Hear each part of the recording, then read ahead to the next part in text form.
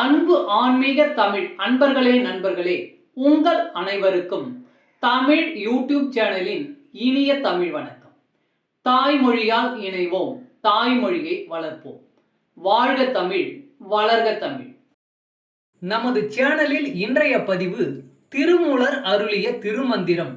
இந்த நூலில் உள்ள ஒவ்வொரு பாடலையும் விளக்கத்துடன் ஒவ்வொன்றாக தினம் ஒரு திருமந்திரம் என்ற தலைப்பில் அளிக்க உள்ளோம். இதனை ஆன்மீக அன்பர்களாகிய நீங்கள் கேட்டு சிவனருள் பெற்று பலன் பெற வேண்டியும், மேலும் இப்பதிவு உங்களுக்கு பிடித்திருந்தால் இப்பதிவிற்கு லைக் மற்றும் ஷேர் செய்தும், அது மட்டுமல்லாமல் இதுவரை இந்த சேனலுக்கு நீங்கள் சப்ஸ்கிரைப் செய்யவில்லை என்றால் இந்த சேனலுக்கு சப்ஸ்கிரைப் செய்து ஆதரவு அளிக்கவும் அன்புடன் கேட்டுக்கொண்டு இப்பதிவினை தொடர்கிறேன். வாருங்கள், தினம் ஒரு திருமந்திரம் அறிவோம். திருமந்திரம் என்னும் நூல் திருமூலரால் தமிழில் அருளப்பட்ட சிவ ஆகமம் ஆகும். சைவ திருமுறைகளின் வரிசையில் திருமந்திரம் 10வது திருமுறையாக வருகிறது. 9 தந்திரங்களாக வகுக்கப்பட்ட இந்நூல் 3000 பாடல்களை கொண்டது. திருமந்திரம் பக்தி பிரபாவத்தில் ஆரம்பித்தாலும் அடுத்து உபதேசம், தத்துவம், யோகம், தியானம், சக்கரம், ஞானம் என்று பல விஷயங்களை பற்றி பேசுகிறது. திருமூலர் யோக பயிற்சி தரும் விதம் சுவாரஸ்யமான நடை. அவை வெறும் சூத்திரங்களாக இல்லாமல் படிப்பவர்களுக்கு உற்சாகம் தரும் விதமாக அதன் பலன்களையும் சேர்த்தே சொல்கிறார். தினம் ஒரு திருமந்திரம் பதிவில் இன்றைய திருமந்திரம் 105. தூசு பிடித்தவர் தூர் அறிந்தார்களே.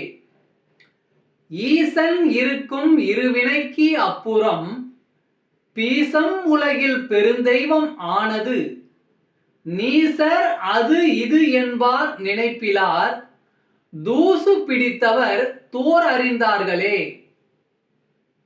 ஈசன் இருக்கும் இருவினைக்கு அப்புறம் பீசம் உலகில் பெருந்தெய்வம் ஆனது.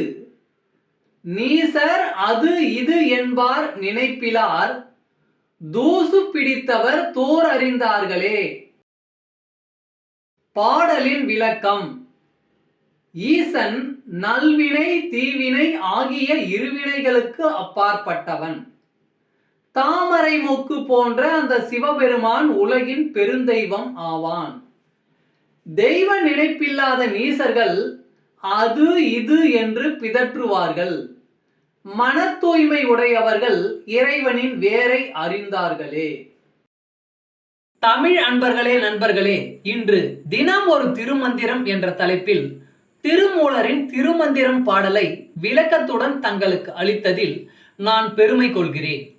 மேலும் இப்பதிவு உங்களுக்கு பிடித்திருக்கும் என்று நான் மிகவும் நம்புகிறேன். இப்பதிவு ஏதாவது ஒரு வகையில் உங்களுக்கு பயன்பட்டால் அதில் எனக்கு மிக்க மகிழ்ச்சி. வாழ்க வளமுடன். இறை அருள் பெறுவோம், இன்பமாய் வாழ்வோம். சர்வம் சிவமயம். அன்பு ஆன்மீக தமிழ் அன்பர்களே நண்பர்களே, இவ்வீடியோ பதிவினை கேட்டு இன்புற்று ஆதரவு அளித்த அனைத்து தமிழ் உள்ளங்களுக்கும் எங்கள் உள்ளம் கனிந்த நன்றி.